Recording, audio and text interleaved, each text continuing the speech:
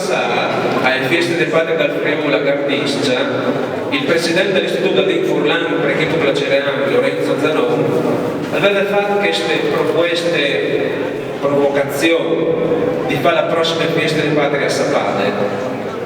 Detto fatto si dice in italiano, poi sì, veramente bravo di ma entri dal vivo delle cerimonie, scominciamo subito quel momento significativo di celebrazione, ve ne stai al passaggio dal testimone simbolo delle feste.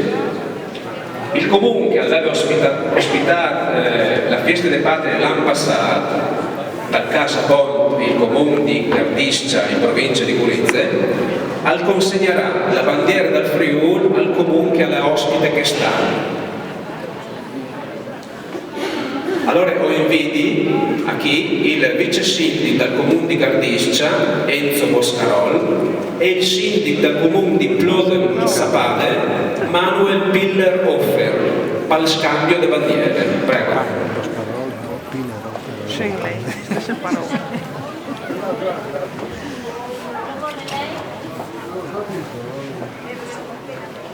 Ecco.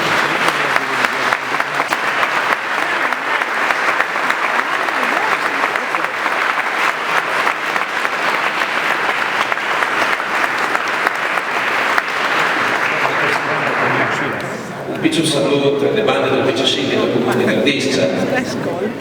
Grazie, un saluto per l'amministrazione comunale di Gardiscia.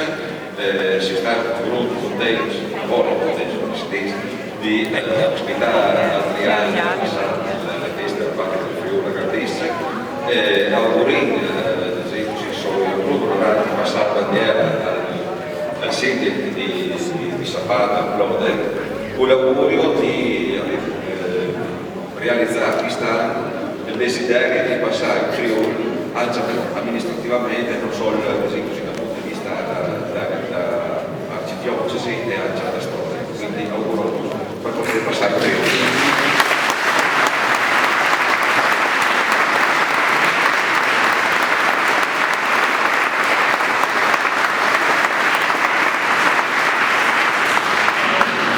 E come il saluto ufficiale demanda da questi sindaci.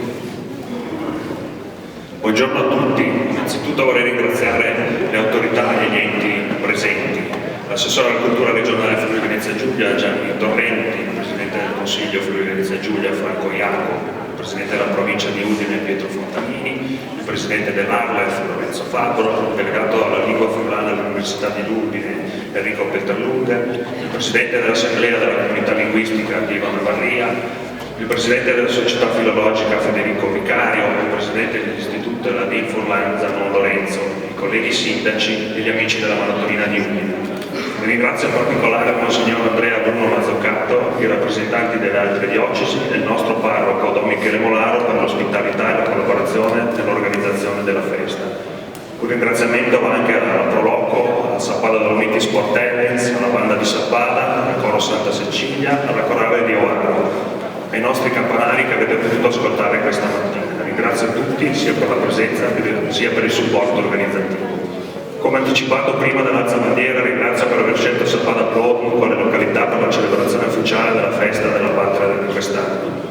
Ciò mi dà l'opportunità di evidenziare innanzitutto gli aspetti storico-culturali che legano Sappada al Friuli.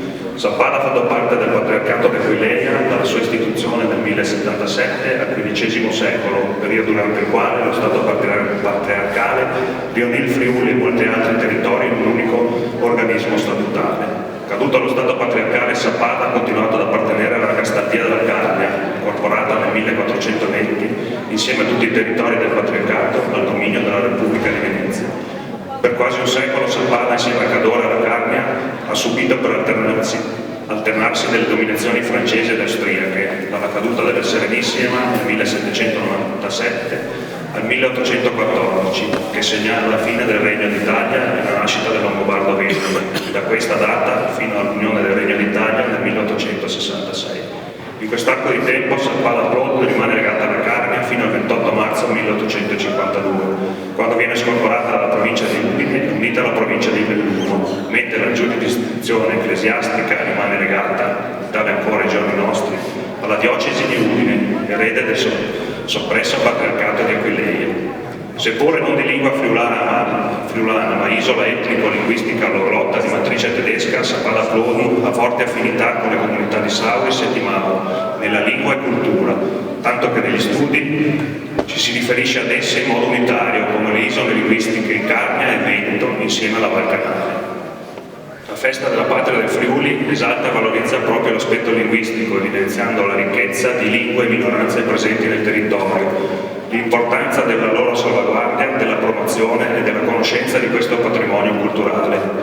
È occasione per riscoprire le origini di un mosaico di popoli che caratterizza il territorio. In un mondo globalizzato, dove si tende a uniformare tutto, è ancora più importante tutelare e valorizzare le minoranze etnico-linguistiche ed esaltare gli aspetti identitari del territorio e delle loro genti per conoscere e relazionarsi in modo costruttivo e pacifico. Scegliendo Sappada Plodi, gli organizzatori hanno voluto superare i confini, anche mentali, che spesso pongono limiti alle iniziative di collaborazione, all'insegna della valorizzazione degli aspetti appena evidenziati, scelendo di andare oltre dimostrando apertura e senso di comunità. Festeggiare oggi la festa della patria del Friuli suggerisce ovviamente qualche riflessione politica. Ritengo tuttavia che ci sia inopportuno strumentalizzare l'evento e quindi mi limiterò a alcune considerazioni di carattere generale. In un momento storico difficile in cui la gente vive difficoltà quotidiane, in cui i cittadini si allontanano dalla politica, non più vista come pubblica ma trascurata perché troppo spesso non rispettata e maltrattata, chi governa dovrebbe considerare maggiormente la volontà popolare, superare gli ignari e dare risposte chiare, favorevoli o meno, ma risposte. È necessario ritrovare il coraggio delle scelte e il rispetto per i cittadini. Non si può liquidare un referendum popolare, peraltro strumento democratico riconosciuto dalla nostra Costituzione, solo perché è scomodo, con un insabbiamento. Alla lunga ciò non può che portare.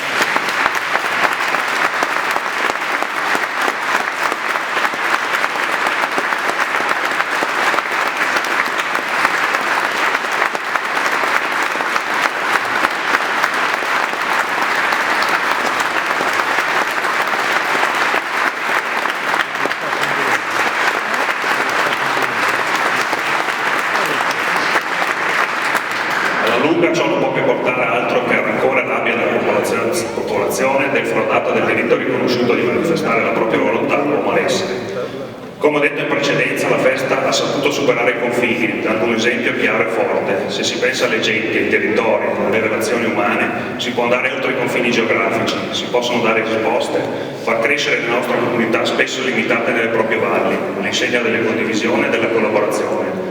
Ritengo importantissimo quindi portare avanti progetti comuni senza guardare la cartina geografica, i colori di partito, le piccole frazioni e i campanili, pensando esclusivamente a dare soluzioni e risposte concrete se c'è la volontà e sottolineo il se.